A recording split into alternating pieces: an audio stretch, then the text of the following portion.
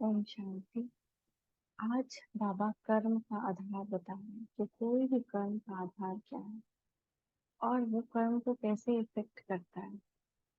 वृत्ति यानी हमारा एटीट्यूड। तो कर्म का आधार है वृत्ति। तो आज प्रवृत्ति में रहने वाले पांडव सेना की भट्टी का आरंभ है। अपने को पांडव समझते हो, निरंतर अपना पांडव स्वरूप स्मृति में रहता है। पांडव या पंडा, किसी को राह दिखाने वाला पांडव।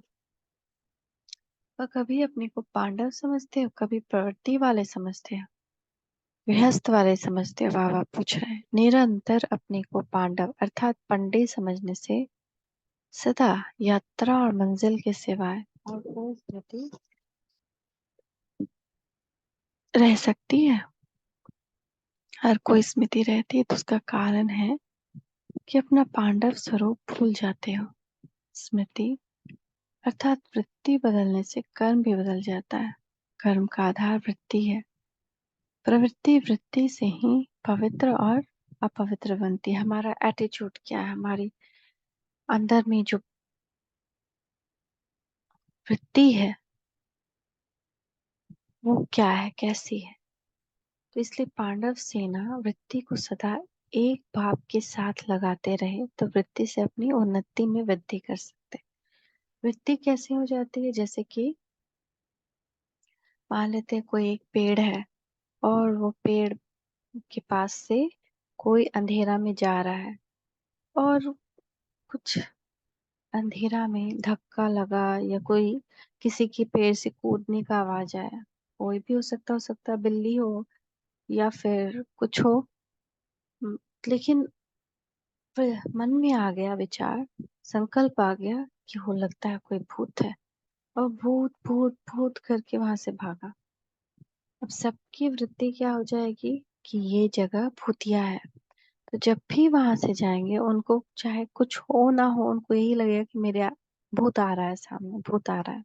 तो ये वृत्ति बन जाती है। तो ये जो प्रवृत्ति में रहते हैं हम, जो हमारी वृत्ति है, यही वृत्ति कारण है। पवित्र वही बनती है, पवित्र वही बनती है। तो हम जो समझ लेते हैं, जो सोच लेते हैं, जो अंदर धारण कर लेते हैं।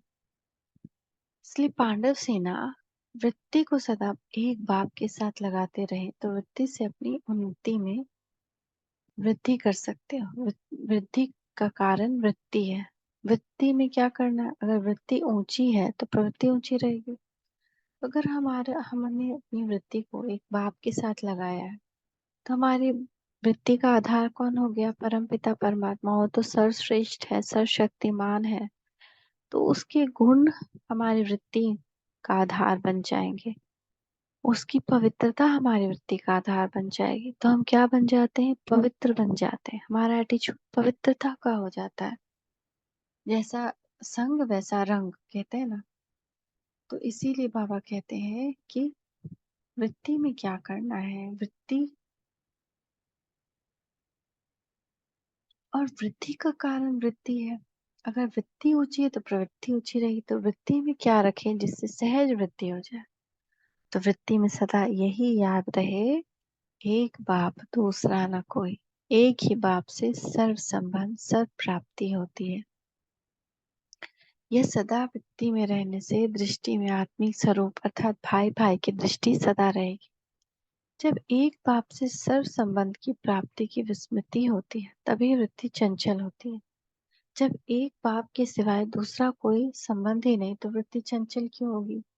अगर कोई मिस्टेक कर रहा है तो उस पे हमारा ध्यान या हमारे मन में अधीरता नहीं आएगी ना, क्योंकि हमारा तो एक बाप है, दूसरा नहीं कोई। तो वृत्ति चंचल नहीं होगी, किसी प्रकार की दृष्टि किसी के ऊपर नहीं जाएगी। तो ऊंची वृत्ति होने के कारण चंचल वृत्ति हो ही नहीं सकती। वृत्ति को श्रेष्ठ बना दो तो प्रवृत्ति ऑटोमेटिकली श्रेष्ठ होगी। इसलिए अपनी वृत्ति को श्रेष्ठ बनाओ तो यह प्रवृत्ति प्रगति का होगा। तो प्रवृत्ति मार्ग में रहने वालों के लिए प्रगति के लिए वृत्ति को ठीक करना है। फिर यह वृत्ति की चंचलता की कंप्लेन कंप्लीट हो जाएगी। स्मृति व वृत्ति में सदा अपना अपना निर्वाण धाम, निर्वाण स्थिति रहनी चाहिए और चरित्र में निर्माण। तो ये कंप्लेन है ना कि हमारी वृत्ति चंचल हो जाती है या हमारा ध्यान भटकता है, वो खत्म हो जाएगा। स्मृति व वृत्ति में क्या आएगा? निर्वाण धाम। वहां पे हमारी निर्वाण स्थिति और चरित्र में निर्माणता, चरित्र में पोलाइटनेस। तो निर्माण, निर्माण और निर्वाण, ये तीनों ही स्मृति में रहने से चरित्र, कर्तव्य और स्थिति, दो तीनों ही स्मृति में समर्थवान हो जाते हैं। निर्माण, निर्माण, निर्माण मतलब चरित्र हमारा निर्माण है, पोलाइट है, सॉफ्ट है। कर्तव्य हमारा निर्माण है, विश्व के मास्टर, रचयिता। और स्थिति हमारी निर्वाण की हो, कि निर्वाण में जैसे कर्मातीत अवस्था रहती है, कर्म से बिल्कुल अलग। तो तीनों ही स्मृति में समर्थवान हो जाते हैं, अर्थात स्मृति में समर्थी आ जाती है। जहाँ समर्थी है वहां तीनों में विस्मृति नहीं आ सकती। तो विस्मृति को मिटाने के लिए स्मृति, समर्थ स्मृति रखो, ये तो बहुत सहज है ना।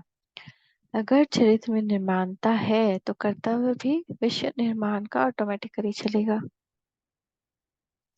निर्माणता अर्थात निरहंकारी। तो निर्माणता में देह का अहंकार स्वतः ही खत्म हो जाता है।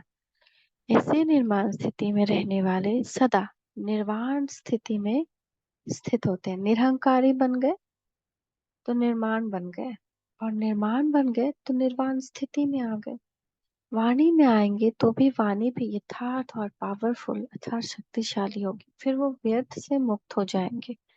ऐसा नहीं हो सकता फिर उनकी वाणी जो है वो कमजोर हो, पावरफुल शक्तिशाली होगी, क्योंकि उनकी स्थिति श्रेष्ठ है, वृत्ति श्रेष्ठ है। कोई भी चीज कितनी अधिक शक्तिशाली होती है, उतनी क्वांटिटी कम होती है लेकिन क्वालिटीज अधिक होती है। ऐसे ही जब निर्माण स्थिति में स्थित होकर वाणी में आएंगे तो वाणी में भी शब्द कम लेकिन शक्तिशाली ज्यादा होंगे। अभी विस्तार ज्यादा करना पड़ता है, लेकिन जैसे जैसे शक्तिशाली स्थिति बनाते जाएंगे तो आपके एक शब्दों में हजार शब्दों का रहस्य समाया हुआ होगा, जिससे व्यर्थ वाणी ऑटोमेटिकली समाप्त हो जाएगी। जैसे सारे ज्ञान का सार छोटे से बैच में समाया हुआ है, पूरा ही सागर इस छोटे से चित्र में सार रूप में समाया हुआ है। वैसे आप लोग का एक शब्द भी सर्व ज्ञान के राजू से भरा हुआ निकलेगा। तो ऐसे वाणी में भी शक्ति भरनी।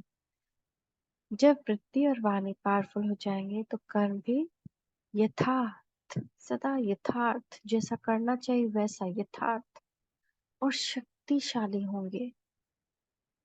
तो ज्ञान से भरी हुई वाणी राजों से भरा हुआ निकलेगा, व्यर्थ नहीं होगा, है ना। तो कितनी सुंदर स्थिति हो जाएगी, कितना पावरफुल वाणी होगा। वृत्ति और वाणी पावरफुल हो जाएंगे तो कर्म सदा यथार्थ और शक्तिशाली होंगे। तो यहाँ बैटरी चार्ज करने आए हो, तो बैटरी को चार्ज करने के लिए सदा अपने को विश्व निर्माण करने का इंचार्ज समझो। क्या समझना है? हम इंचार्ज, हमें पापा ने इंचार्ज बनाया विश्व के निर्माण के लिए। अगर सदा अपने को इस कर्तव्य, सृष्टि के कर्तव्य को इंचार्ज समझेंगे तो सदा बैटरी चार्ज रहेगी।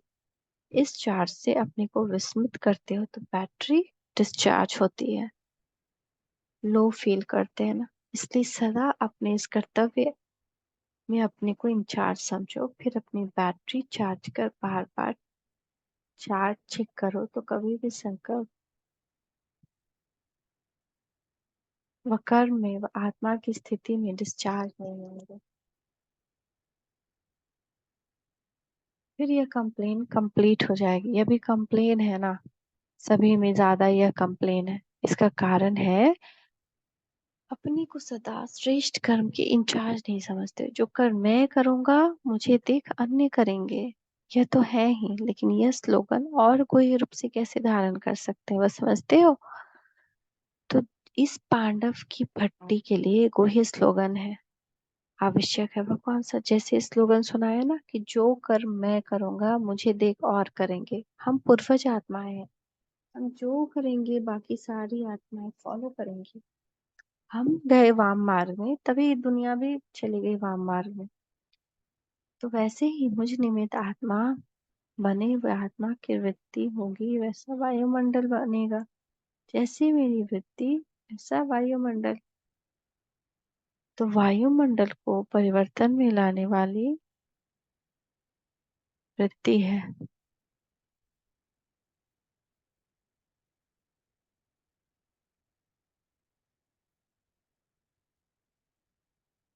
कर्म से वृत्ति सूक्ष्म है, क्योंकि कर्म से पहले कोई भी चीज वृत्ति में है, तभी वो ऐसा कर्म होगा। जैसे अगर वृत्ति में हमारे है कि ये बच्चा चंचल है, तो वो अच्छा काम भी करने जाएगा ना, तो हमको बार बार यही लगेगा कि ये कुछ जरूर नौटी करने जा रहा है। तो वृत्ति बहुत सूक्ष्म है, वो कर्म को इफेक्ट करता है। अभी सिर्फ कर्म के ऊपर ध्यान नहीं देना, लेकिन वृत्ति से वायुमंडल को बनाने का इंचार्ज भी मैं हूँ। तो इससे पहले वाले मुरली बाबा ने कहा था ना, वृत्ति से आत्म संकल्प करो और शुभ वृत्ति रख करके शुभ भावना शुभ कामनाओं का घेरा बनाओ, आत्माओं से घेर लो आत्माओं को। तो उस वाइब्रेशन से उनको चेंज होना ही होना है। तो जैसे भी बाबा फिर से बता रहे हैं कि वायुमंडल को सतो प्रधान कौन बनाएगा, आप सभी निमित्त हो ना। अगर ये स्लोगन सदा स्मृति में रहे तो बताओ फिर वृत्ति चंचल होगी कि मैं तो वृत्ति वायु से वायुमंडल को बनाने का इंचार्ज भी मैं ही हूँ, मुझे ही वायुमंडल बनाना। बच्चा भी चंचलता कब करता है, जब फ्री होगा। तो वृत्ति भी चंचल कब होती है, जब वृत्ति में इतनी बड़ी कार्य की स्मृति कम है। अगर कोई अति चंचल बच्चा बिजी होते हुए चंचलता नहीं छोड़ता, तो उसका क्या साधन होता है। यह कंप्लेन अभी तक भी है कि व्यक्ति को याद में व ज्ञान में बिजी रखने की कोशिश भी करते हैं, फिर भी चंचल हो जाती है। तो ऐसा क्या करना है उसके लिए, जैसे चंचल बच्चे को किसी न किसी प्रकार से कोई ना कोई बंधन में बांधने का प्रयत्न किया जाता है, चाहे स्थूल चाहे वाणी द्वारा। कोई ना कोई प्राप्ति के आधार पर उसको अपने स्नेह के बंधन में बांधा जाता है। आ जाओ बच्चा, खाना खा लो, खाना के बाद मिठाई देंगे। तो ऐसे कुछ हम लोग करते हैं।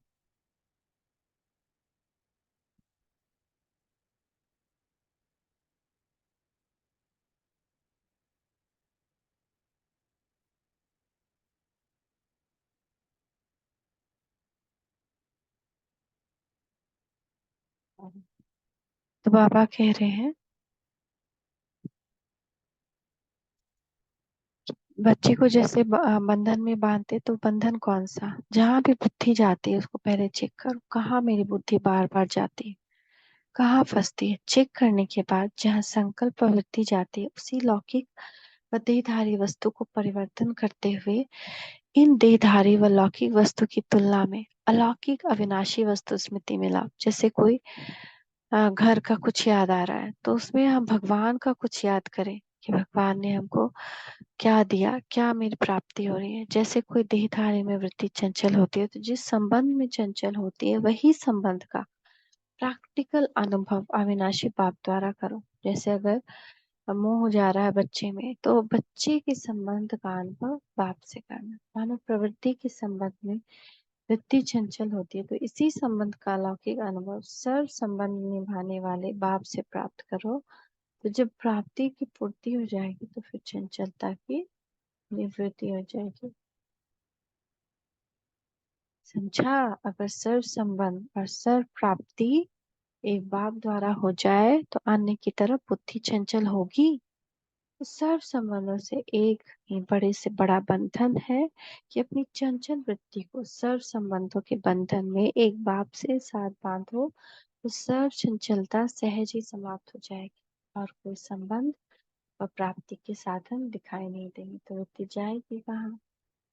अपने आप को ऐसा बांधो जिससे दृष्टांत प्रसिद्ध है ना, कि सीता को लकीर के अंदर बैठने का फरमान था, लेकिन अपने को हर कदम उठाते हुए हर संकल्प करते हुए बाप के फरमान के लकीर के अंदर समझो। अगर संकल्प से भी फरमान के लकीर से निकलते हो तो व्यर्थ बातें वार करती है, तो सदैव फरमान की लकीर के अंदर रहो तो सदा सेफ रहेंगे। कोई भी प्रकार के रावण के संस्कार वार नहीं करेंगे और ना ही समय प्रति समय अपना समय इन्हीं बातों में मिटाने के लिए व्यर्थ गवाएंगे।